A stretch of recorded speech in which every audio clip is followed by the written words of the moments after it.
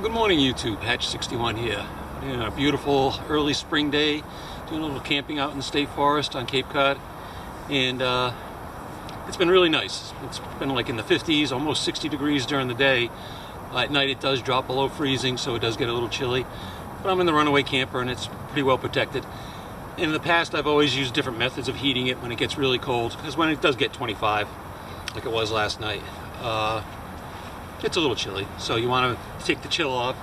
In the past I've used different things. If I have shore power that I can hook into, I just use a little simple electric heater, and that'll keep it more than enough, and it has a little thermostat on it so it'll always stay the same temperature. If I don't have electrical hookups, I can always use a buddy heater. I mean, this is a little bit big, it'll actually drive you out of there pretty much because it gets too warm. But I have used this in the past just to take the chill off and heat up the camper, then turn it off. You don't want to use it while you're sleeping, because with blankets and everything else it could easily catch on fire. So I was looking around for something that would be somewhere in the middle of something this big and not having any heat at all. And I found this little thing from a company called Kovea, K-O-V-E-A, and it's called the Cupid. And it's basically the same as the buddy heater from Mr. Heater, but it's a lot smaller. It comes in this nice carry case. Would have been nice if the carry case included enough space for at least one bottle of butane, because it does run on butane. This runs on propane cylinders, this runs on butane cylinders.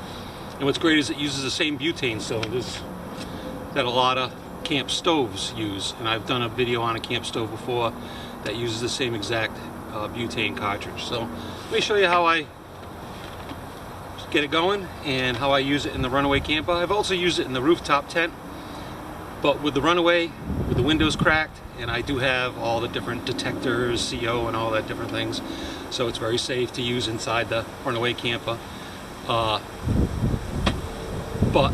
with the windows cracked and everything else, it gives you plenty of ventilation, plenty of oxygen and everything else. But this is nice and small, you don't have to worry about it. I can sleep with this going because I put it up on the shelf and it's not going to be kicked over, it's not going to be knocked over. So let me show it to you and check it out, see what you think.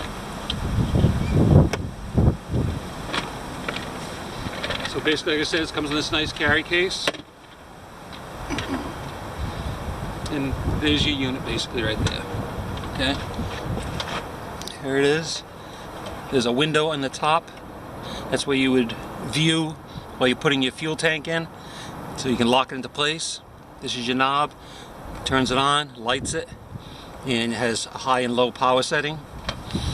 Has a carry handle, and it has a fold out leg or brace. So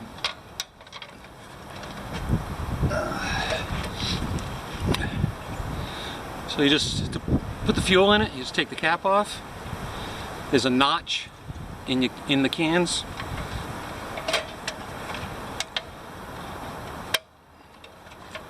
You just take the cartridge, slide it in, look through the little window so the tab lines up, and you just push in and turn. That's it. That's the whole thing. Put the legs out and it's ready to go. So we put it inside the runaway camper and you can just see how it works, and you can see how it looks just like the Mr. Heater. So hang on a second. Alright, like I said, I got several videos of the runaway camper, and that's the runaway camper right there. Like I said, I've also used this in my rooftop tent from off-grid, and it's been great up there too, but like I said, I wouldn't use it while I'm sleeping up there. Let me take you inside the runaway. It's a very small, self-contained little camper. It's got everything basically but a bathroom. But if you look inside through the door, I just put it on that shelf right there.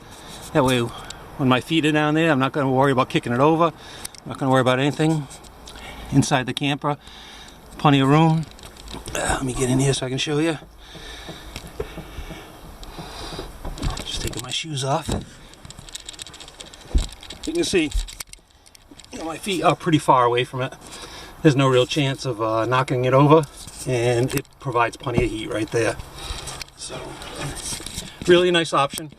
If you're tent camping even, it'd be a great little unit. If you don't want to carry a big buddy heater, and it'll definitely keep you warm. Like I said, this is 4 foot by 8 foot.